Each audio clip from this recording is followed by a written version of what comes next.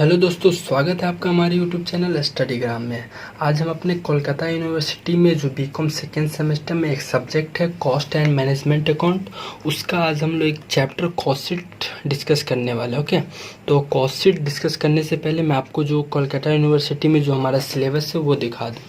तो ये रहा मेरा बुक।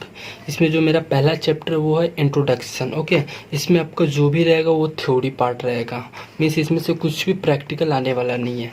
फिर जो दूसरा हमारा चैप्टर हुआ मटेरियल में आपको 2 3 4 ऐसे कुछ फार्मूला याद करने पड़ेंगे और इसमें थ्योरी और प्रैक्टिकल दोनों मिला के आएगा। इसमें आपको FIFO, LIFO, weighted average method ये सब आएगा। ओके, जो हमारा थर्ड चैप्टर है वो है लेबर में आपको हल से और रोवन ये सब के बारे में पढ़ना होगा, राइट। जो हमारा चौथा चैप्टर है वो ओवरहेड थोड़ा वेटेड चैप्टर है और इसमें से आपको प्रैक्टिकल और थ्योरी दोनों आएगा, जो कि 20 मार्क्स का आई थिंक आता है। फिर जो हमारा नेक्स्ट चैप्टर है वो है प्रिपरेशन ऑफ कॉस्ट शीट। ये तो भाई जन्नत चैप्टर है, जो यही चैप्टर से आज हम स्टार्ट करने वाले हैं, राइट। फिर हमारा जो नेक्स्ट चैप्टर वो है cost book keeping and reconciliation of cost and financial accounting. Okay, इसमें आपका पूरा थ्योरी रहेगा। फिर मेरा जो सातवां चैप्टर वो है job contract and batch costing, ये मेथड ऑफ कॉस्टिंग है जो हम लोग आगे पढ़ेंगे, राइट। फिर मेरा ऑपरेटिंग कॉस्टिंग है, इसमें से टोटल आपका प्रैक्टिकल आता है 10 मार्क्स का, राइट। फिर जो हमारा नेक्स्ट चैप्टर वो है प्रोसेस कॉस्टिंग, इसमें से आपका पूरा प्रैक्टिकल आने वाला है और बहुत ही अच्छा चैप्टर है। ओके, तो चलो हम अपना कॉस्ट शीट का फॉर्मेट का एक एक एलिमेंट को अच्छे से डिस्कस करते हैं, क्योंकि हमें रटना नहीं समझना है। ओके, तो मेरा जो पहला एलिमेंट है कॉस्ट शीट का, that is raw material consumed. ये रॉ मटेरियल कंज्यूम्ड क्या होता है? ड्यूरिंग द प्रोडक्शन या ड्यूरिंग द ईयर किसी भी फिनिश गुड को बनाने में कितना रॉ मटेरियल हमने कंज्यूम किया, that is called raw material consumed. अब ये आता कैसे है? Opening stock of raw material, ठीक। ये opening stock of raw material यहाँ पर पहले क्यों आता है? सपोज करो प्रीवियस ईयर में मान लो कि कुछ क्लोजिंग स्टॉक बचा हुआ, ठीक, तो उसको हम पहले इस साल यूज करेंगे। बट इन केस ऑफ अगर कोई न्यू कंपनी है, सपोज करो इसी साल उसका स्टार्टअप हुआ है, तो उस केस में ये opening stock of raw material नहीं आएगा, ठीक। उसके बाद हम ऐड करते हैं अपना परचेज ऑफ रॉ मटेरियल, मतलब ड्यूरिंग द प्रोडक्शन या ड्यूरिंग द ईयर हमने कितना रॉ मटेरियल को परचेज किया, राइट। उसमें हम ऐड करते हैं कैरेज इनवार्ड, फ्रेट इनवार्ड और ऑक्ट्राई ऑन परचेज। अब ये फ्रेट इनवार्ड ये सब ऐड क्यों करते हैं? सपोज मान लो कि ये मेरा सप्लायर है, ठीक, और ये मेरा फैक्ट्री है, राइट। तो यहाँ से जो माल आएगा तो हम सर पे ढोके तो लाएंगे नहीं, ठीक ना। तो उसके लिए मेरे को कुछ गाड़ी लगेगा और गाड़ी को फ्रेट देना होगा, फिर अनलोडिंग चार्जेस लेबर को देना होगा, ठीक ना। इसलिए हम ये सब ऐड करते हैं, राइट। तो फिर उसमें से हम लेस करते closing stock of raw material. मान लो प्रोडक्शन की है, फिर लास्ट में देखा मैंने कुछ रॉ मटेरियल मेरा बचा हुआ है स्टोर डिपार्टमेंट के अंदर, ठीक, तो इसलिए हम लेस करते हैं, क्योंकि रॉ मटेरियल कंज्यूम्ड में हमने कितना माल यूज़ किया एक प्रोडक्ट को बनाने में, एक फिनिश गुड को बनाने में, इसलिए क्लोजिंग स्टॉक को तो हम यूज़ नहीं कर पाए, इसलिए हम उसको लेस करते हैं। फिर जो मेरा रिटर्न आउटवर्ड होता है, मतलब परचेज किए फिर उसको हम रिटर्न कर दिए, ठीक। फिर आपका आता है लेस एबनॉर्मल लॉस। ये एबनॉर्मल लॉस क्या होता है? सपोज करो ड्यूरिंग द ट्रांसपोर्टेशन गाड़ी पलट गई, फिर या गोडाउन में आग लग गई और आग लगने से मेरा मटेरियल लॉस हुआ, राइट। उसको हम लोग लेस कर देते हैं, ठीक ना, क्योंकि वो मेरा परचेज के पार्ट में इंक्लूड रहता है, और अगर परचेज के पार्ट में इंक्लूड रहता है तो उसको हमको लेस करना होगा, तब तो मेरे को पता चलेगा कि हमने ड्यूरिंग द ईयर कितना रॉ मटेरियल को कंज्यूम किया, ठीक। ओके, फिर मेरा आता है डायरेक्ट वेजेस मतलब क्या? किसी भी प्रोडक्ट को बनाने में जो डायरेक्ट लेबर इन्वॉल्व रहता है, ठीक ना, उसको जो भी वेजेस देंगे वो मेरा डायरेक्ट वेजेस कहलाएगा, राइट।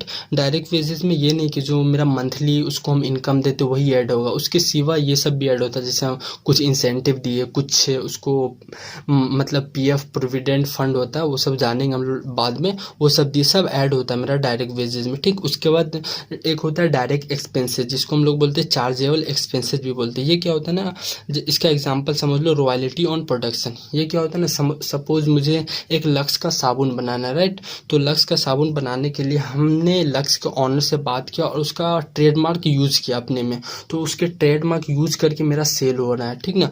तो उसको मेरे को तो पेड करना होगा कुछ भी, क्योंकि उसके ट्रेडमार्क से मेरा प्रोडक्शन हो रहा है, उसी के ट्रेडमार्क से मेरा जो भी सेल इंक्रीज हो रहा है, तो उसको मेरे को रॉयल्टी कुछ देना पड़ता है, ठीक। उसके ये तीनों को ऐड करके raw material consumed, direct wages और चार्जेबल एक्सपेंसेस को ऐड करके मेरा आता है prime cost, that means primary cost. किसी भी प्रोडक्ट को बनाने में जो भी मेरा पहला खर्चा होता है, ये तीनों तो लगेगा ही, ठीक। उसके बाद आता है मेरा फैक्ट्री ओवरहेड। फैक्ट्री ओवरहेड में क्या आता है, जो भी फैक्ट्री से रिलेटेड हो, लाइक जैसे कि एग्जांपल देख सकते हो, factory rent, depreciation on plant and machinery. ध्यान रखना, प्लांट एंड मशीनरी का जो भी एक्चुअल कॉस्ट है वो नहीं लेना है हमको, क्योंकि जो कॉस्ट शीट होता है ना वो जस्ट लाइक पीएल होता है, ठीक। और पीएल में हम वही सब लेते हैं जो मेरा एक्सपेंसेस होता है ड्यूरिंग द ईयर। पूरा कैपिटल एक्सपेंडिचर को हम लोग पीएल में रिकॉर्ड नहीं करते हैं। तो ये मेरा भी जो ये कॉस्ट शीट है वो भी पीएल के जैसा ही होता है। सो इसलिए हम लोग पूरा जो उसका कैपिटल कॉस्ट है, मतलब जो प्लांट का एक पूरा एक्चुअल कॉस्ट है, उसको हम लोग नहीं लेते, ठीक। उसके बाद जो भी मेरा इनडायरेक्ट वेजेस लगा, राइट, उसमें से हम स्क्रैप सेल लेस करते हैं। अब स्क्रैप सेल भी दो तरह का होता है। देखो, स्क्रैप सेल दो तरह का होता है। एक होता है आपका ड्यूरिंग द आपका ट्रांसपोर्टेशन, एक ट्रांसपोर्टेशन के दौरान होता है ट्रांसपोर्टेशन, राइट, और एक आपका होता है आपका मैन्युफैक्चरिंग के दौरान, ठीक, मैन्युफैक्चरिंग, राइट। ये जो ट्रांसपोर्टेशन के दौरान जो भी मेरा स्क्रैप हुआ उसको सेल करके कुछ भी मेरे को इनकम मिला, उसको हम लोग परचेज से लेस करते हैं, ठीक ना। जब हम लोग निकालते हैं रॉ मटेरियल कंज्यूम्ड में निकालते हैं ना, opening stock of raw material plus purchase minus closing stock of raw material, उसी में से हम लोग ये सेल ऑफ स्क्रैप को लेस करेंगे जो मेरा ट्रांसपोर्टेशन के दौरान लॉस हुआ, प्रोडक्शन करते हैं, जो मैन्युफैक्चरिंग के दौरान लॉस हुआ जो मेरा, ठीक ना, उसको हम लेस करते हैं। जो उसको हम सेल करके जो भी मेरे को इनकम होता है उसको हम फैक्ट्री ओवरहेड से लेस करते हैं। और लेस करने का कारण क्या है समझ लो। जैसे मान लो ये लक्स कंपनी, ठीक, लक्स कंपनी ने दो कॉन्ट्रैक्टर को कॉन्ट्रैक्ट दिया कि मेरा प्रोडक्ट बनाओ, राइट। एक मान लो एमडीआर लिमिटेड और एक तुम्हारा हो गया Piku limited, right, Piku limited, right. तो हम दोनों का मान लो रॉ मटेरियल कंज्यूम्ड आया 10 और 10, राइट। फिर मेरा ट्रांसपोर्टेशन के दौरान कुछ स्क्रैप हुआ, राइट। तो इसने मान लो 2 रुपये का लॉस हुआ, ठीक ना, और उसको सेल करके मान लो पीकू लिमिटेड ने सेल किया और उसने अपने रॉ मटेरियल कंज्यूम से लेस कर दिया और हमने लेस नहीं किया, ठीक। तो देखो मेरा कॉस्ट तो रह गया 10 और इसका रह गया 8, ठीक ना। यही तुम देख लो, अगर लेस नहीं, ये इसने लेस किया तो इसका कॉस्ट कम आ रहा है और हमने लेस नहीं किया तो मेरा कॉस्ट ज़्यादा आ रहा है, ठीक ना। तो ये लक्स कंपनी इसी का ऑफर, पीकू लिमिटेड का जो भी ऑफर देगी वो एक्सेप्ट करेगा, मेरा तो करेगा नहीं, क्योंकि सेम प्रोडक्ट बना रहे, दोनों एक ही कंपनी का सेम प्रोडक्ट बना रहे, ठीक। मेरा 10 रुपीज़ आ रहा है किसी चीज़ का कॉस्ट, इसका 8 रुपीज़ आ रहा है। इसलिए कोई भी सेल ऑफ स्क्रैप आता है तो उसको हम लोग लेस कर देते क्योंकि वो मेरे कॉस्ट को रिड्यूस कर देता है, ठीक। उसके बाद हम लोग opening stock of work in progress को ऐड करते हैं, ठीक ना। ये क्यों करते हैं, जो भी मेरे प्रीवियस ईयर में मान लो कुछ WIP बचा रहेगा तो उसको पहले हम इस साल यूज़ करेंगे, ठीक। फिर मेरा लास्ट में कुछ WIP बचा रह गया उसको हम लोग लेस कर दिया, राइट। तो ये मेरा आ गया फैक्ट्री कॉस्ट या फिर वर्क कॉस्ट या फिर मैन्युफैक्चरिंग कॉस्ट, ये बोल दो। फिर उसके बाद हम ऐड करते हैं ऑफिस एंड एडमिनिस्ट्रेशन ओवरहेड। इसमें क्या आ सकता है, आपका ऑफिस रेंट आ सकता है, फिर आपका डिप्रिसिएशन ऑन ऑफिस फर्नीचर।